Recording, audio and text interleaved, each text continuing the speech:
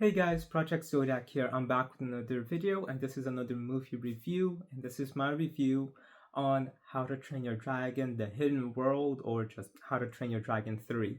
And this is one that I'm so excited about because it is my favorite of the How to Train Your Dragon movies. It is so good. I'm gonna have to kind of, as the other videos, go into two parts with this video. I'm going to make this first section spoiler free, just quick general thoughts, and then I'll go into my in-depth overall thoughts on the movie with some spoilers. So with all that said, let's just go straight into it. This is anticipation for the live action remake that's coming out, and I'm just super excited for that. So How to Train Your Dragon 3, it is my favorite. The animation is amazing. It's definitely the best animation out of all of them. The music is so good. It's so emotional. It's so like uplifting at the same time, and it's so reflective. And again, since Hiccup is still in his 20s, it really reflects with me because I'm in my 20s. So a lot of the things that they talk about in this movie is really about things that everyone in my age talks about. So I thought that that was really cool. So in this movie, really, the first one was about a story of a boy and his dragon. In other words, a boy and his dog. The second one was about coming to your responsibilities and understanding a lot of things a little bit more heavier. That one was more of a Hiccup movie himself. And then this one is about uh, looking forward in life. And I'm trying to say this the best way without spoilers. It's looking forward in life and doing the things that is right for those that you love. And it is really emotional, and it is also about really growing up still. Even if you're in your 20s, you still have a lot to learn, a lot to grow. So that's what this movie is mostly about. And this one's mostly a Toothless focused movie as well. Because as you see from the trailers, Toothless falls in love. And it's one of the funniest and most adorable things ever. Like for me, Toothless is the best in this movie just because he has some of the funniest scenes in any movie with this movie. Like when he's dancing trying to seduce the Light Fury, I think that that's one of the funniest things ever. And Hiccup there just like trying to cheer him on, and the Light Fury's like I'm being aware that there's someone there. It's just so relatable in so many ways, and I just thought it was so sweet and nice as well. um and yeah, Toothless is the best in this movie, and Hiccup himself has to do like a lot of choices in this movie that affects not just him, but Toothless, the dragons, the tribe, everyone, and it's really emotional in a lot of aspects. Um, so this is a big change for everyone else, and I can't go into too much spoilers with it, but at least for this section, but it handles everything in a very mature way and a melancholy way as well. So it is really good. The villain himself, though, I do think that Grimmauld was a bit similar to Drago from the last movie, where both of them use dragons to try to do what they want.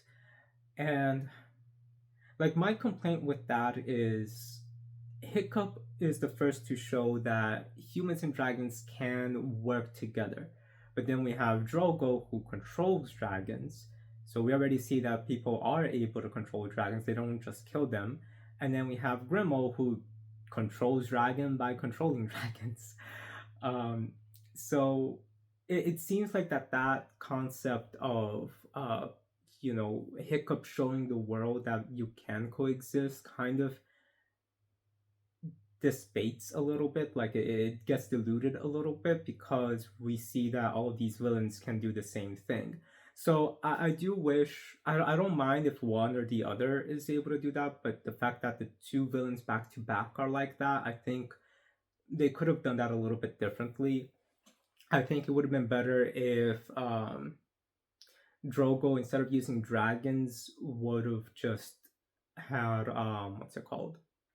just been a Viking dictator kind of thing, and just like going and uh trying and like hears about Hiccup and Burke and wants to like kill all the dragons there and everyone there because he doesn't like that. Those kinds of things, I think that that would have been a better extension of it, because it would have been similar to Stoic in the first movie, even though he wasn't the villain. Um but it would have been an extension of it, and then having Grimmel be the one who uses dragons to attack everyone. I think that that would have been a better pacing for it, just because the two of them having dragons as well, just it felt really similar. Like Drogo wants to take over the world by using dragons, and then Grandma wants to kill all of the dragons by using dragons. So their motives are a little bit different. It's just the fact that they are using dragons to try to achieve what they want, I think is very similar, and just their positions as well. They're both intimidating in their own ways. Like Drogo was very barbaric and Grandma was very strategic. And I thought that that was really interesting. I do think that Grandma is a bigger threat though, just because he actually thinks things through. Um, in a way, he's almost like Hiccup, just an evil version of Hiccup. If Hiccup didn't, see that he didn't need to kill the dragons, um, and just went on the path of killing and not letting himself be himself. So I do like that. I think that that's pretty good. I did read that somewhere that he was like supposed to be kind of like a mirror to Hiccup, and I do agree with it. It makes sense. Um, and again, he does a very good job. He really, really makes them feel pressured, and I thought that was really, really good. Um, but other than that, in terms of the villain, again, those were just my complaints. But Gremmel himself is a better villain than Drago for sure.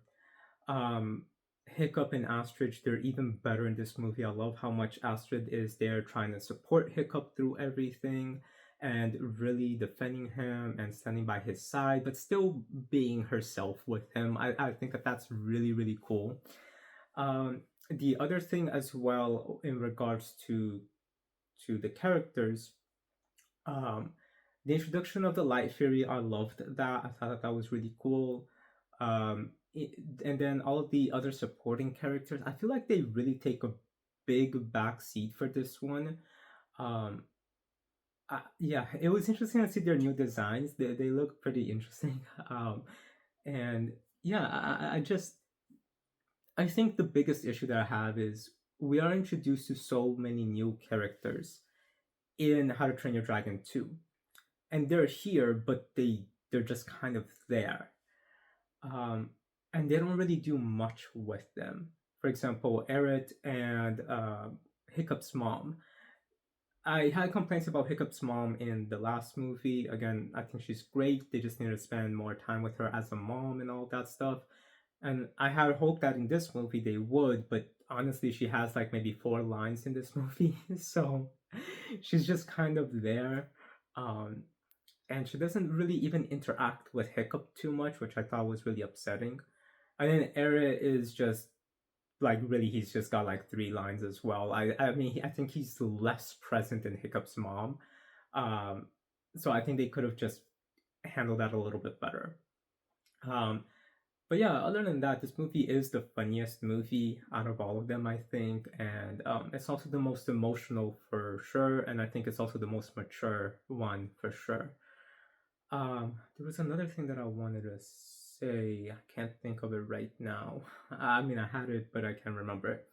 But in terms of, oh, yes, I do remember it now. The last complaint I actually have with this movie is that this movie is set only 1 year after the last movie. And I think, given their designs and the way that they're a lot more mature now, I think it would have made sense if it was at least another like 5, 6 years later. Um, just because I think that that made more sense than just having it be a 1 year time jump. But other than that, this movie is really amazing. Those are really my only complaints. Everything else about it is so good, so emotional, so heartwarming and melancholy at the same time. I really recommend that you watch How to Train Your Dragon: The Hidden World because it is so good. Now, that's it for my spoiler-free stuff. I'm gonna go into a little bit longer of a discussion for my spoiler stuff. So if you don't mind spoilers, if you've seen the movie or you don't care, please stick through it. So yeah, for the spoiler sections, mostly it's going to be just story focusing things about why this movie is better, more mature, and why it's really emotional. So when I first saw this movie, I cried, and then I was super happy. Yeah, I got very emotional when I saw this movie the first time in theaters, and the 3D for it was also amazing. And I watched it a second time in theaters with my mom as well. My mom really loved it too. So, uh, yeah, this movie is it just really the story is just again super relatable as all of the How to Train Your Dragons movies are, but it's also just so meaningful because as I said, it focuses on looking ahead. So it's Hiccup now as chief, he's embraced being chief, but now he's got to get married, and then he's a little shy about the topic, so he's Astrid, um, and then he wants to be saving the dragons and living with them in peace. And then Toothless falls in love, and Hiccup tries to support him with that, and it's so fun and funny. And then we also have Grimo coming to try to kill Hiccup. To kill all the dragons, Toothless included. Um, and there's just a lot of things that are just like slamming together. Whereas the first two movies did feel like movies, this one feels more like a cinematic event. In the way that it's filmed, in the way that the story is told, like it really, really focuses on all of these topics really well. But again, the issue is that it kind of puts some of the background characters or the secondary characters to the side a little. But again, the that's not too much of an issue because the story that they tell is done so well and it's so meaningful. And it just shows that all of them really just love their dragons and they want to take care of them. And they all question Hiccup's authority of being chief now that he's saying, well, we gotta leave Burke because we gotta build Burke somewhere else, even though Burke's been here for 700 years. So everyone kind of starts challenging that, but Astrid defends him. And I think it's really, really nice in that aspect. And, the fact that they go looking for the hidden world so that they can live in peace with the dragons, I think that that was really, really nice. Um, Now, in regards to that, that is the emotional part because Toothless is in love with the Light Fury, and again, it's the best thing ever. But Hiccup wants the Light Fury to join them, but then he sees that the Light Fury can't, and that Toothless is gonna have to join the Light Fury instead of the Light Fury joining them. So it is a very big emotional weight on that because it's like Toothless and Hiccup having to say bye to each other, and it goes to the whole concept of looking forward in life. So like Hiccup setting things up for the new Burke village, Hiccup being chief, Hiccup looking with Astrid about marriage, um, and then Hiccup also knowing that his best friend is now in love too, and he needs to go and his family as well. So it is really emotional in that sense, in a beautiful way, but and also a sad way too. So that's why I said it's a melancholy way, just because like it's literally like as I mentioned earlier, a boy and his dog. So like when you see your dog and you're always there, they're your best friend or your brother or sister, um and like you have that huge love with them, and then in most cases, if the dog has died, it's hard. and I can relate to that because my dog died a few years ago. The oldest one did. And, but her son is still here, and her son is the one that I said in the other videos that's just like toothless. Um, so it's sad in that aspect, but then you think about it, and it's like, well, at least she wasn't suffering anymore because she was much older. Um, so there are things like that um, that relates to it. If you have pets, I'm sure you would understand. But if you don't have pets, think about it like the cousin you're closest to, or your best friend that you consider a brother, and then they have to move away, or they get married, and then they go somewhere to start their lives together. It doesn't mean that you guys aren't friends. It just means that you won't see them as much. Um, I mean, sometimes, not always. Sometimes, depends on the situation. Again, if they move to a different place that's far away, yeah. But if they're still like around the corner, then yeah, you can hang out with them. I'm just talking about in the context of what the movie is showing. It is things that people can relate to in many ways. Um, Even just in your best friends in general, like I have some friends that had to move to different states, and then some best friends that had to move back to our home country. So I don't get to see them often. We still talk all the time, but still, it's sad because we want to hang out, go on adventures, all of that stuff, but it works, and that's the thing that this movie talks about. It's looking ahead in life and knowing that your family is always going to be there and they will always love you. And, and that includes the family that you build yourself, through marriage or through friendship or whatever it is. It's not just about like your parents and cousins or siblings. No, it's like the family that you bring to you. Um, so, well, I guess in this aspect, it would be friends because when you're married, that's already your family anyway. So, yes. So, yeah. So, it's looking ahead about your family and your friends and knowing that just because there's going to be a little bit of a distance doesn't mean that you can't ever see them again. Um, but it still was just so sad seeing all of Berg saying bye to their dragons and then having the dragons go, but then you also understand that he had to do that so that way all of the dragons could be safe because not everyone in the world is ready to coexist with the dragons as we've seen from Drogo and Grimo. So it is emotional in that aspect so that the dragons can go to the hidden world and stay safe there. Um, so it is like a mature choice that Hiccup had to do, and even though he didn't want to, that was for the safety of the dragons. And eventually, when the world is ready, the dragons can return. So I thought that that was, again, very melancholy and very beautiful. I got so emotional in the fact that they end. One of the last scenes is Hiccup, just, here's Toothless Head and Hiccup just going like this and then just releasing it. Um, it's so emotional because it's like how they first became friends. And yeah, it was so symbolic and so beautiful. I loved it so much. For yeah, so it makes sense. And then one of the complaints that I had is why didn't Hiccup go and see Toothless for over 10 years? Like they're very close to the hidden world from where the island is.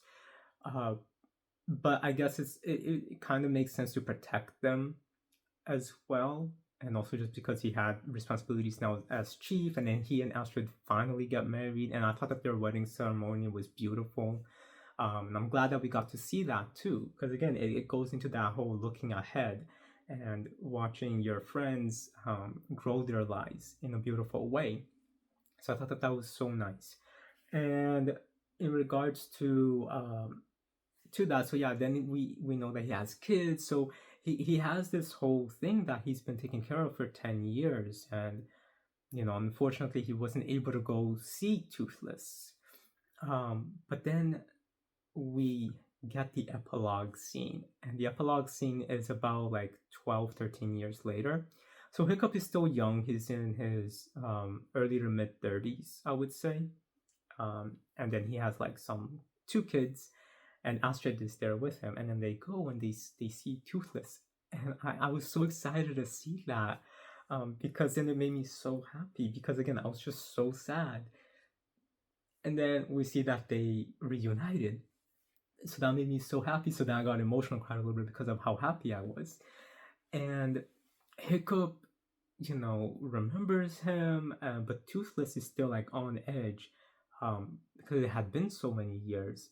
And then he like just jumps on the boat and he's like ready to attack, but then he recognizes Hiccup in just a few seconds. He recognizes him, and it's so cute because then he like just jumps up and gets like super super excited, starts licking him, and it really reminds me of my dog. Like, because my dog stays with my mom, so whenever I go see him, or whenever he's here, or things like that, he's caught off guard for a minute, because I don't go too often since we live pretty far away right now. Um, he's kind of just caught off guard for a minute, and then he just looks at me, and he sometimes he'll bark. It's like, is that you? But then as soon as like after a few seconds, he's like, it is you. And then he like just starts wagging his tail and just starts coming, and he starts crying, and he's just so happy. And it's kind of like when you get home as well, typically, but I relate this more to um my dog not being here presently. We have one dog here, but that one is with my mom. So yeah, so a lot of times he, when I don't get to see him for, a couple, like a month or two, um, and then he, it's the same reaction. So it's like, it's you? No, it is. And then like you just get so happy. So the way that they designed Toothless's reaction to Hiccup, it just really feels relatable, and it's just so so sweet. And then we see that the Light Fairy is there too, and then not Hiccup, Toothless and the Light Fairy have babies together, the little kids, and they're a mixture of black and white, and I thought it was just so adorable and so sweet, and they're so cute. And I just love the final scene of, I forgot Astrid's dragon name. I think it was like Stormfly or something like that. But the fact that her dragon came too and was flying with them, I thought that was so sweet. And then the final scene of them with their all of their kids just flying around together and just playing, and it was just so emotional and so beautiful. And it's kind of like, hey, this is my brother. We he was my best friend, and he's basically my brother, and now these are his kids, and they can be your friends too. And I just thought that it was such a beautiful message, because that's how it is too in real life. Like, for example, we have family friends that my parents have been friends with, that I call them as aunts and uncles since before I was even born. So that, they're there, and have seen me my whole life. Um, and then like their kids end up becoming my friends too. One of my the ones that I call my cousin, one of my friends I call my cousin, um, our parents became friends, and but we were already born. But it was because they were friends. Like my mom and his mom, they were very very close friends. Then we ended up becoming best friends, and we consider each other cousins and family. So that's what I mean, like about the family aspect. Like even those friends that you consider your family, you watch them grow. So it is just a very beautiful and relatable story that this movie presents, because it really is about looking forward in life and the beauty with it. Because now it's not just you and your friends' adventures. Now it's you and your family, like you and your spouse, your friend and theirs, you and your kids and them with theirs. And now it's a bigger adventure, and it's a bigger, beautiful experience and life and story. And I think that that's amazing. So I really like that this movie handled this in such a mature way and in a realistic way as well. But yeah, this movie is my favorite out of all of the three. And the three itself is already amazing to begin with, but this one is just so emotional and it is so beautiful and so mature and it's just so well done. But yeah, guys, that's my overall thoughts on the How to Train Your Dragon trilogy. And now we got the live action remake coming out, and I'm super excited for it. It's going to be with the same director. The actor who voiced Stoic is coming back and playing Stoic in this movie, so I think that that's really cool. The characters that they chose to, or the actors that they chose, from what I've seen, I'm not watching a lot of trailers just because I don't want to be spoiled, even though I know it's going to be the same thing as the first movie, but I do know that they're adding in a couple of different elements too. But from what I've seen of it so far, they feel like those characters, especially Hiccup. I think that Hiccup really was going to be the most challenging part, but I think they did it in a really good way from the trailers that I've seen. So yeah, I'm just super, super excited. Let me know what you think of all of the How to Train Your Dragon movies. What is your favorite? With all that said, rate, comment, subscribe, and I'll talk to you later. Have a good day.